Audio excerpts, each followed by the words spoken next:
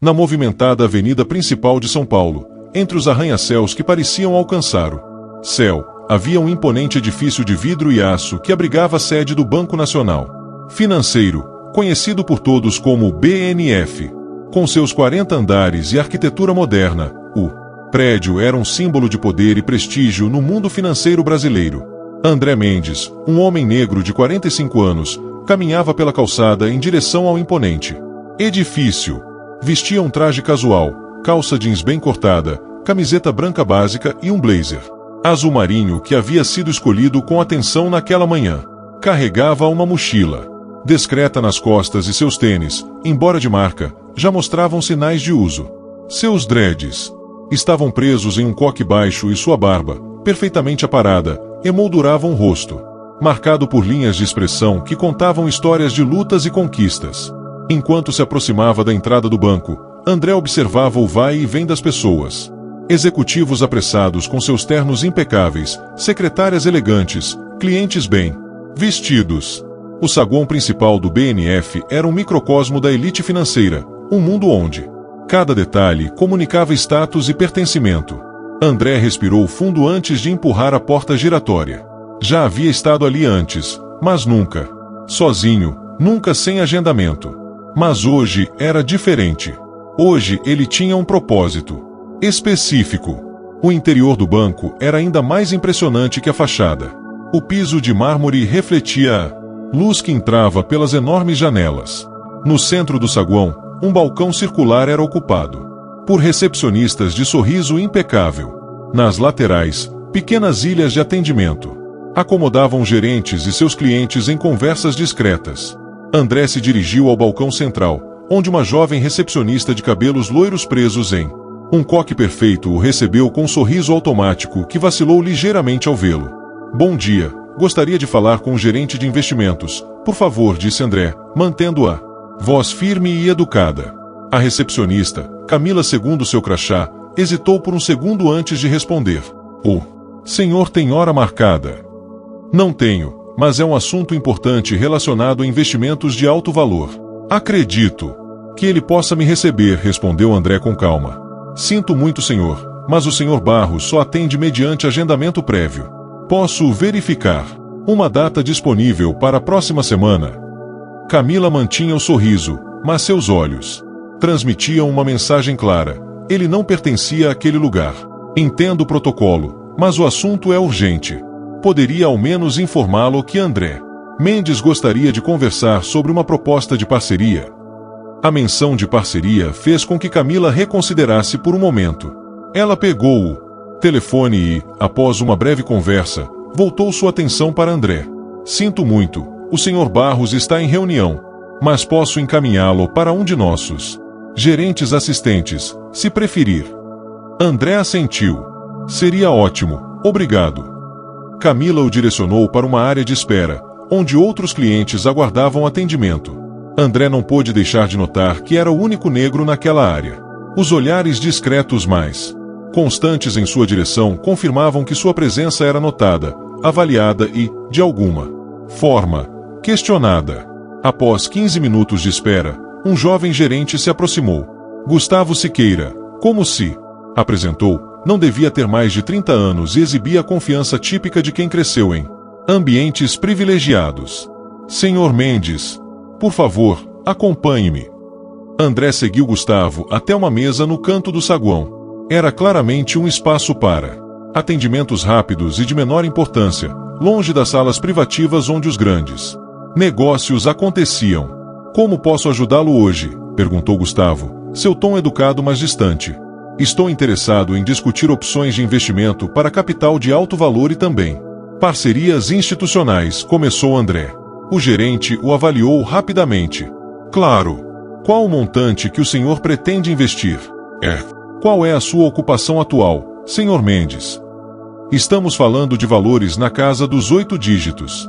Quanto à minha ocupação, sou empresário do setor de tecnologia, respondeu André, mantendo deliberadamente os detalhes vagos. Algo mudou sutilmente na expressão de Gustavo. Uma mistura de ceticismo e desconforto. Entendo.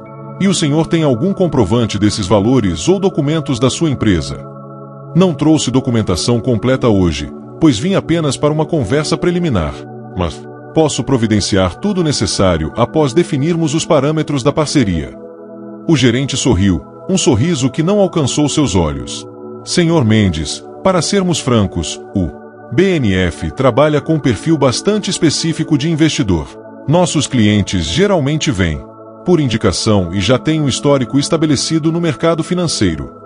André manteve a calma, embora pudesse sentir o sangue começando a ferver em suas veias. Conhecia bem aquele discurso. As palavras eram educadas, mas a mensagem era clara. Você não pertence aqui. Entendo. E qual seria esse perfil específico? Perguntou André, sua voz deliberadamente neutra. Gustavo ajustou a gravata, visivelmente desconfortável. Bem, são pessoas com patrimônio comprovado, conexões estabelecidas no mercado, geralmente apresentadas por outros clientes. Como eu disse, posso providenciar comprovação de patrimônio. Quanto às conexões, acredito que o próprio banco seria beneficiado por expandir sua rede de relacionamentos. Não concorda? O gerente começou a ficar impaciente. Senhor, sugiro que você agende uma visita formal. Traga sua documentação completa, e então poderemos avaliar adequadamente. André notou a mudança no tratamento do senhor para você e decidiu pressionar um pouco mais. Gostaria de entender melhor. O banco recusa regularmente potenciais investidores sem ao menos verificar suas credenciais. O clima ficou tenso. Gustavo olhou ao redor discretamente e abaixou a voz. Olha, vamos ser diretos. Não estou dizendo que você está mentindo, mas precisamos ter cuidado. Já tivemos problemas antes. Entende? Que tipo de problemas? Insistiu André. Pessoas que vêm aqui, fazem grandes promessas de investimento, tomam nosso tempo, e no final, bem, não têm os recursos que alegam ter. A implicação estava clara em suas palavras. Nesse momento, um homem mais velho se aproximou da mesa. Ricardo Barros, o gerente de investimentos que supostamente estava ocupado, havia notado a conversa tensa e decidiu intervir. Algum problema, Gustavo? Perguntou em tom baixo. O senhor está ocupado com o senhor Mendes aqui, que veio sem agendamento para discutir uma suposta parceria de alto valor, explicou Gustavo, o desdém mal disfarçado em sua voz. Ricardo estudou André por um momento antes de dirigir-se a ele. Sinto muito, senhor, mas, como meu colega deve ter explicado, trabalhamos exclusivamente com agendamento para esse tipo de assunto. Sugiro que você entre em contato com nossa central de relacionamento para agendar uma visita adequada. André percebeu que a situação estava escalando e decidiu que era hora de revelar mais. Senhor Barros, vim hoje especificamente para conhecer as práticas de atendimento deste banco. E devo dizer que estou bastante impressionado com o que vi. Algo na maneira como André falou fez Ricardo hesitar. Perdão, mas não estou entendendo. Sou André Mendes, CEO da Techvance Solutions. Minha empresa acabou de adquirir 26% das ações do Grupo Financeiro Continental, que, como você deve saber, é o acionista majoritário do BNF. André manteve o tom calmo enquanto retirava da mochila um cartão de visitas e o deslizava sobre a mesa. O rosto de Ricardo Barros empalideceu visivelmente. A Techvance era uma das empresas de tecnologia financeira que mais cresciam no país, e a aquisição de parte do Grupo Continental havia sido noticiada nos maiores jornais econômicos da semana anterior, embora o nome do comprador tivesse sido mantido em sigilo. Senhor Mendes, nós não. Gaguejou Ricardo. Vim hoje incógnito para avaliar pessoalmente como o banco trata potenciais clientes que não correspondem ao perfil específico que vocês mencionaram. Digamos que foi uma pequena pesquisa de campo. Gustavo parecia ter visto um fantasma. O jovem gerente que minutos antes exibia tanta confiança agora estava sem palavras. Senhor Mendes, houve claramente um mal-entendido, tentou Ricardo. Se soubéssemos quem o senhor era. Esse é exatamente o problema, não é? Interrompeu André, sua voz agora carregando uma autoridade que fez os dois homens se encolherem. O tratamento deveria ser o mesmo, independentemente de quem eu fosse. Mas não foi o que aconteceu aqui hoje. O burburinho no saguão diminuiu. Outros funcionários e clientes haviam percebido que algo importante estava acontecendo. Senhor Mendes, por favor, podemos continuar esta conversa em meu escritório privativo, pediu Ricardo, claramente preocupado com o espetáculo público que se formava. Não será necessário, respondeu André, levantando-se. Já vi o suficiente por hoje. Estarei presente na próxima reunião do Conselho, onde discutiremos mudanças significativas na política de atendimento e diversidade deste banco. André ajustou o blazer e se preparou para sair, mas antes de ir, virou-se para Ricardo e Gustavo. E só para esclarecer, aquela reunião para a qual vocês não puderam me receber, eu era a pauta principal. Com essas palavras, André caminhou em direção à saída, deixando para trás um Ricardo Barros atônito e um Gustavo Siqueira que provavelmente estava vendo sua carreira desmoronar diante de seus olhos. Enquanto atravessava o saguão, André sentia os olhares de todos sobre ele. Desta vez, não eram olhares de desconfiança ou questionamento, mas de choque e reconhecimento. Homem invisível que eles haviam ignorado ou julgado momentos antes era agora a pessoa mais poderosa naquele ambiente. André empurrou a porta giratória e sentiu o ar fresco da cidade atingir seu rosto. Pegou o celular e discou um número. E então, como foi? Perguntou a voz do outro lado da linha. Exatamente como suspeitávamos, Teresa, respondeu André à sua sócia e esposa. Mas isso vai mudar, começando amanhã. Você sempre disse que às vezes é preciso estar dentro do sistema para mudá-lo, comentou Teresa. Sim, concordou André enquanto acenava para seu motorista que se aproximava. E agora? Estamos muito dentro. O motorista abriu a porta do elegante carro preto e André entrou, deixando para trás o imponente edifício do banco. Nas próximas semanas, aquela instituição passaria por uma transformação que ninguém ali poderia imaginar.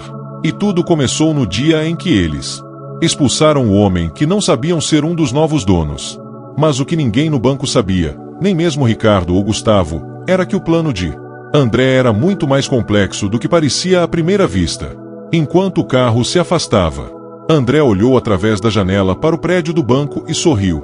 Aquela visita não tinha sido apenas uma pesquisa de campo ou uma forma de testar o atendimento, era a primeira peça de um jogo muito maior. Na verdade, André Mendes não era apenas o CEO da Techvance e novo acionista do banco.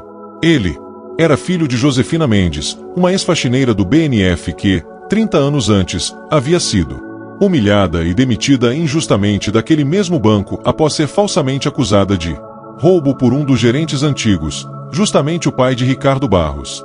O jovem André, na época com apenas 15 anos, havia prometido à mãe em seu leito de morte que um dia voltaria àquele lugar, não como cliente ou funcionário, mas como dono. E que mudaria para sempre a cultura daquela instituição que havia destruído a dignidade de sua mãe. O que parecia impossível para um adolescente negro da periferia tornou-se realidade através de décadas de trabalho árduo, educação conquistada com bolsas de estudo e uma genialidade para negócios que o levou ao topo do mercado de tecnologia. E agora, o círculo se fechava. O filho da faxineira humilhada retornava como proprietário, pronto para transformar completamente aquele símbolo de exclusão em um banco verdadeiramente inclusivo e ético. A vingança, como pensava André enquanto o carro se distanciava pela avenida, não estava em destruir o banco, mas sim em reinventá-lo completamente, transformando-o no oposto do que sempre havia sido. E o melhor de tudo, Ricardo Barros nunca saberia que o homem que agora controlava seu destino profissional era filho da mulher que seu pai havia injustamente destruído. Às vezes, a justiça demora, mas chega. E quando vem pelas mãos de quem sempre foi subestimado, ela é ainda mais poderosa. Fim.